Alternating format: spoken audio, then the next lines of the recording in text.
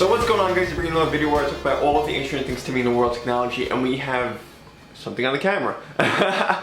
So we have iPhone 5C and 5S news. Originally I thought the 5C was only going to be sold in China, so during today's Apple event I found out that both iPhones are going to be sold all over the place. Now for the iPhone 5C, I would say the C stands for crappy, and I'm saying that, or cheap, because most people have been saying that. You know, the phone itself looks okay, it's just when you add plastic to it and all those colors, it does not really say quality. And I know Apple tries to be that company that wants to be about quality and exclusivity, but I don't think this is what's going on with the iPhone 5C. Of course, you might want to buy that maybe for a kid because it's a cheaper version of the iPhone and they don't realize they're getting the cheaper one.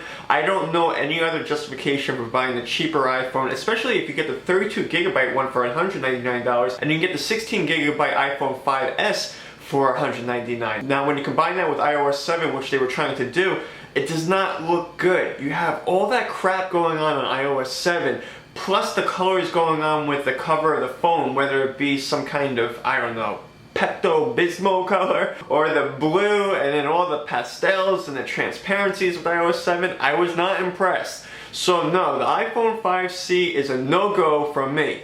Now as far as iPhone 5S, I was impressed with it because you know what? It looks pretty sleek. It looks cool. It's not that bad. Now as far as what you can do with this phone, I was impressed with a few things.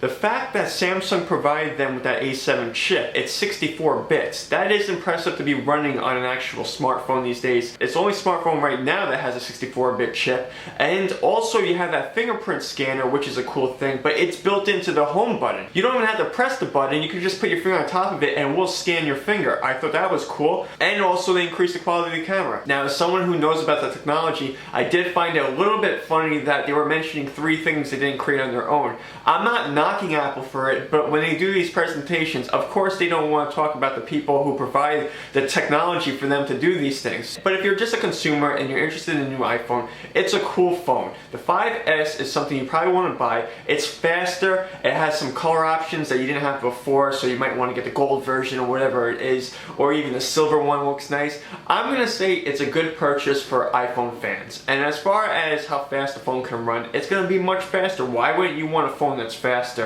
Especially if you're a fan of Apple's. I don't think they're going to have a problem selling the phone. Now as far as pricing goes, you're going to have the iPhone 5C. It's going to be 16GB for $99, or you get the 32GB version for $199, as I said before. Now the iPhone 5S is going to come in 3 different versions. There's going to be a 16GB version for $199, 32GB for $299, and 64GB for $399. So my opinion about the iPhone 5S is that it's worth buying. I would say go get the phone if you have an iPhone 5. You're going to get a faster phone. You might have some options if you want to select a different color.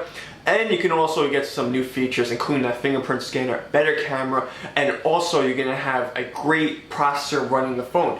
So there's no argument here that this is a good upgrade. I appreciate what Apple's doing as far as changing some things with their phone. No, I don't like the smaller screen. I don't think that's impressing me. I don't really find it too impressive either that they didn't get away from iOS 7, the original look to it. So it's going to be a little bit messy to me. I'm not impressed with all the transparencies and colors on that platform. So iOS 7 wouldn't be something for myself. But if you're into Apple and you liked iOS before, I say it's a win-win for people who like Apple. You guys can tell me what you think about these phones. Put a comment down below. Of course, if you like this video, give it a thumbs up, and I will see you guys later. Cheers.